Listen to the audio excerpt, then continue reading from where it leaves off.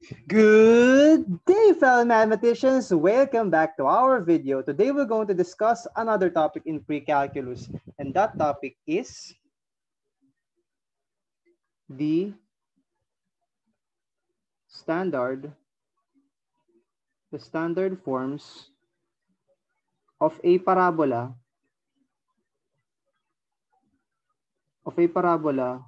with vertex at VH, K. Previously, in the last few videos, we have discussed the notion when a parabola has a vertex on the origin, its standard forms, and we have discussed a lot of examples actually about it. Now, the fundamental question a mathematician can ask is that, like a circle, di ba ang circle has a center at the origin, and pwede rin siya magkaroon ng center at H, K. Pwede rin ba ang parabola magkaroon ng vertex at any given point on the Cartesian plane besides the center or the origin? Pwede. Pwede ka magkaroon ng iba pang vertex pwera sa origin. And now, the goal of this video is to present you the standard form of a parabola with vertex H, K. Ayun. Una sa lahat, magdodrawing tayo. But before that, lilinyahan natin yung topic. And may ruler tayo ngayon. Kasi napapansin ko, ang hirap mag-drawing kapag ano. Ngayon, mag-drawing tayo ng Cartesian plane. Now, let's say we have a ruler. Diba ito yung ruler natin? 90 degrees kasi. Ayan. Dito natin ilagay siya. Paano ba? Ayan. Ito yung una. Sunod. Let's say, nandito yung ano. Para masabing pantay yung ruler mo, 0 degrees dapat yun nasa ano. Ayan. Tama yan, di ba? Ang galing. Ngayon, tapos sinasabi ko, meron tayong vertex, let's say, I don't know, nandito. Nandito yung vertex mo. Ito. Ngayon, ang vertex mo is VH, K. Di ba yun yung sabi ng problem eh? So, ito si H, ito si K. Okay? Okay. Ngayon, sabi kasi, lagyan natin ng arrowheads. This is the x-axis, this is the y-axis, and yun na yun. Ngayon, alamin natin kung saan yung focus. Saan ba si focus? Ngayon, halimbawa nandito si focus. Ito si focus F. Anong coordinate ng focus ang pwede natin itanong? Di ba naalala nyo, the distance between the vertex to the focus is defined as P. The distance between the vertex to the focus, yan yung V to F na yun ha. Vertex to the focus is P. Di ba yun yung definition natin? So, ibig sabihin, itong haba na ito, this is P. So, ang gagawin mo, kasi kapag nasa Cartesian plane ka, di ba, pag pumunta ka sa kanan, nag-a-add ka. Pag pumunta ka sa kaliwa, nagso-subtract ka. Pupunta ka sa pa right. So, ang gagawin mo, you will add P. So, ito si H plus P. Anong coordinate mo? Yung X, which is H plus P, comma, Y, which is nakatapat ka kay K. Tama ba? Tama, di ba? Pupunta ka naman sa kanan. So, this is H minus P. The distance between the vertex to the directrix is also P. Di ba? Tama naman, di ba? So, itong point na to, and gagawa tayo ng line, which is ito. Itong line na ito, this is, ayan, tanggalin natin yan. So, tanggalin natin yung ruler. This line is the directrix. And directrix, ang equation niya, nakatipende kung saan siya tumama. So, x is equal to h minus p. Yan ang equation ng directrix mo. Diba? Parang yung nakaraan, x is equal to p kasi tumama siya kay p. Dito naman h minus p kasi dyan siya tumama. Tama ba? Ngayon. So, ibig sabihin, nakakompleto na natin. Ngayon, drawing din natin yung axis of symmetry. Napapansin nyo, hindi na siya yung x-axis kasi naka-elevate na siya. So, ito yan, no? Ayan.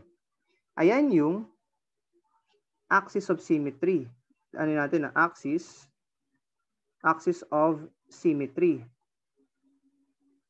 Ano yung axis of symmetry mo? Hindi na x-axis, di ba? Kasi hindi na siya yung blue. Ano siya? Parallel to the x-axis. This is parallel to the x-axis. Yung yellow is parallel to blue. Tama naman, di ba? Ngayon, meron na tayong vertex, meron na tayong focus, meron na tayong directrix. Ngayon, i-drawing na natin yung parabola, which is the hardest part for me. Ito. Tapos, ito. Ayun na nga. Tapos, ito.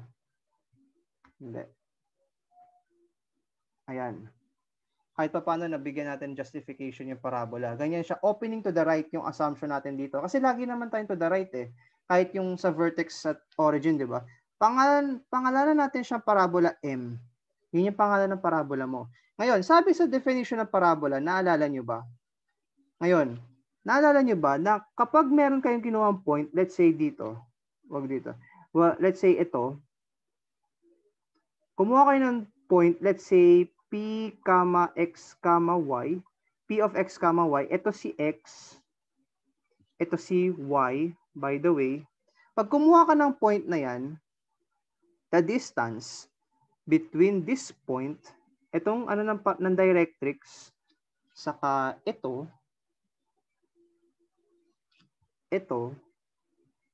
diba, is actually congruent. They are congruent. Ngayon, hanapin natin, sino tong point na to? Eh, madali lang yan, di ba? This is directrix D. This is H minus P, kasi nakatapat siya sa H minus P, sa comma Y. Comma Y. So, alam na natin yung tatlo. Ngayon, yan yung drawing natin. Yan dyan manggagaling yung equation natin. Ngayon, alamin natin kung paano. Ngayon, i-zoom out natin ng konti. Ngayon, gawa tayo ng construction. Since P, X, Y, P of X, Y is in parabola M, lagyan natin ng color coding, di ba? Then by the definition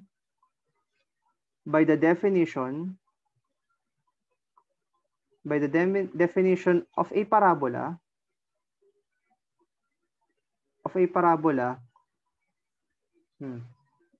am I recording? Nag-record nga ako. Kinakabahan ako kasi baka di ako nag-record eh.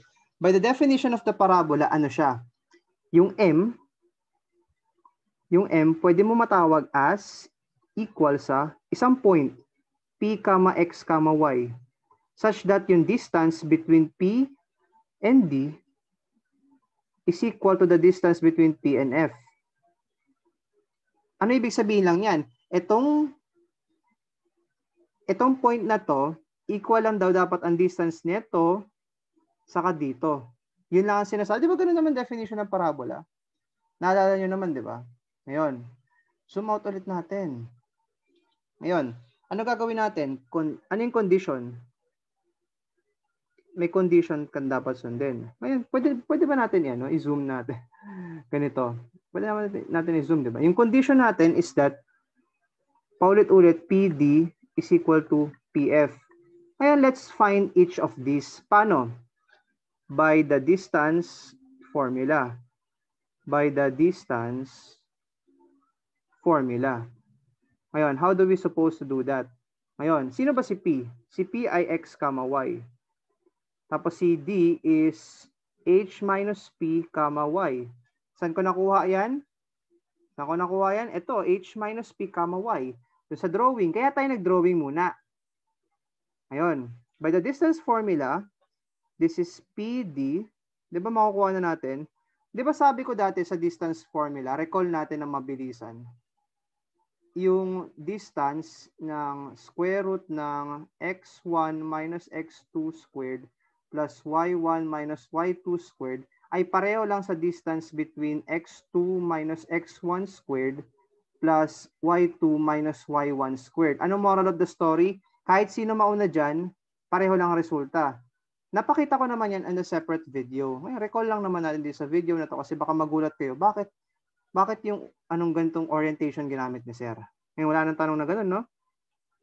So this is the una minus yung pangalawa. So x minus h quantity squared plus y minus y squared. So this is just equal to square root of x minus h squared. Plus 0, hindi ko na isusulat yun. Tama ba? Mali. Siyempre, mali tayo, di ba? Kasi, hindi lang h yan. Ulitin natin, ha? Mali, siyempre. Chine-check ko lang kung ano. X minus h minus p. Kala ko ma-agree kayo eh. Plus y minus y quantity squared. So, this is just equal to x minus h minus p quantity squared. And yun lang yun. Yung itong y minus y is 0. Hindi na natin susulat kasi, diba, ganun lang naman yun. Sunod, yung pf naman. Px, y. Sino si f? F. This is, sino si f, guys? H plus p, k. Tama ba? H plus p, k. Ngayon. Ngayon, ano distance niya? This is pf is just equal to the square root of yung una minus yung pangalawa. X minus h plus p quantity squared plus y minus k. Y minus k quantity squared. And napapansin nyo, wala na tayong pwede ma-simplify dyan muna. Kasi diba, wala namang may y minus y. So, nakuha na natin to. Ngayon, now, anong gagawin natin? This is PD is equal to the distance between PF. This implies ano? Saan ba equal si PD? Diba, this is square root of x minus h minus p quantity squared. Diba? Tama. Is equal to the square root of, tumataw ni aso, x minus h plus p quantity squared plus y minus k quantity squared. Diba? Yan. Ngayon, ano bang dapat natin gawin? Diba? We have two square roots. So what we can do is to square both sides. Square both sides. And we will be removing this because papangat ang ano. So this implies that x minus h minus p quantity squared, while the dog is barking, x minus h plus p quantity squared plus y minus k quantity squared. Ngayon, what are we going to do? I-expand natin ito saka ito. Ito, I will be leaving it as is, yung y minus k. Makikita nyo kung bakit mamaya-maya. Ngayon, while the dog is barking, let's expand. X squared minus 2h minus p x. Or ganito gawin natin. X, 2x, h minus p plus h minus p quantity squared. Nakikita niyo kung bakit? X squared minus 2x ito, tapos plus ito. Ano yan? This is a minus b squared is equal to a squared minus 2ab plus b squared. Yan lang yung recall natin dyan. Yan yung expansion ng binomial na yon. Okay? Delete natin. Sunod. And it's just equal to x squared minus 2x h plus p plus h plus p quantity squared. Tama? 2x, tapos h plus p, tapos plus h plus p quantity squared. Ngayon, plus y minus k quantity squared while the dog is barking. Ngayon, let's distribute the binomials. Paano yan? This implies that this is x squared minus 2hx plus 2px plus h squared minus 2ph plus p squared. Nakita niyo kung paano nangyari yun? Dinistribute lang, kaya ito naging plus 2px, h squared minus 2ph plus p squared, which is just equal to x squared minus 2hx minus 2px plus h squared plus 2ph plus p squared. Tama? Plus y minus k quantity squared. Tama, di ba? Ngayon, let's cancel out this stuff that can be canceled out while the dog is barking. Yung x, pwede natin tong i-cancel. Tama, yung x squared. Kasi di ba, kapag may x squared plus a ka dito, tapos x squared plus b, ilipat mo x squared plus a minus x squared is equal to b. Di ba, 0 yan, kaya magiging a equals b. Ganun lang din ang purpose niyan. Kung bakit pwede mo siya i-cancel. Ngayon, while the dog is barking, let's cancel out the stuff. Di ba yung minus hx, pwede mo makancel sa minus hx. Okay. Yung plus 2px, tapos ito minus 2px, hindi mo siya pwede makancel. Kasi magkaiba sila ng sign. Ito negative, ito positive, hindi pwede makancel. Yung h squared, pwede mo makancel kasi pareho silang sign. Yung minus ph, 2ph, saka yung plus 2ph, hindi mo siya pwede makancel. Okay? And matitira yung p squared, saka yung p squared, pwede mo siya makancel. Ngayon, tama, di ba? And ito, wala naman makakancel yung y minus k. So, isulat natin yung natira. Magiging 2px minus 2ph. Tama, di ba? 2px minus 2ph is just equal to minus 2px plus 2ph plus y minus k quantity squared. Tama? Ngayon, ang gagawin natin, pagbalik-tarin natin sila.